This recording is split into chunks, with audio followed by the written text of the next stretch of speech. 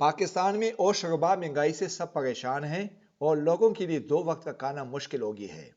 مہنگائی بہت زیادہ ہو گئی ہے، غریب آدمی کہاں جائے؟ وزیر اعظم پاکستان عمران خان کے آبائی حلقہ کالا باغ کے لوگ بھی مہنگائی سے عاجز آ چکے ہیں۔ کالا باغ کے لوگوں نے مہنگائی کے بارے میں کہا، مہنگائی تو بہت تنگ ہے، مہنگائی بہت مہنگائی، کمر توڑ مہنگائی، اور غریب آدمی کتنے رہے 2 وقت کی روٹی مشکل نہ ملتی ہے۔ یہ تو میں ادویات کی دیا نا، یہ میں 50 روپے نہیں گنا، میں 150 روپے نہیں گنی، کیونکہ خان صاحب نے بہت وعدے کیے تھے، میں آؤں گا تو یہ کام کروں گا وہ کام کروں گا، لیکن آج تک ایک کام بھی نہیں ہوا۔ غریب آدمی اس سے بہتر ہے جو مہنگائی ہوگی، اس سے بہتر ہے کہ غریب آدمی خود بخود مر جائے۔ مہنگائی بہت زیادہ ہو رہی ہے، غریب آدمی کی قید سے باہر ہے۔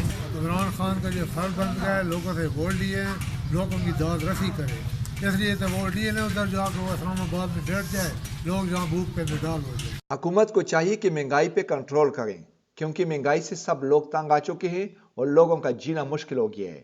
کیمرہ ٹیم کے ساتھ خالد خان، کالا باغ۔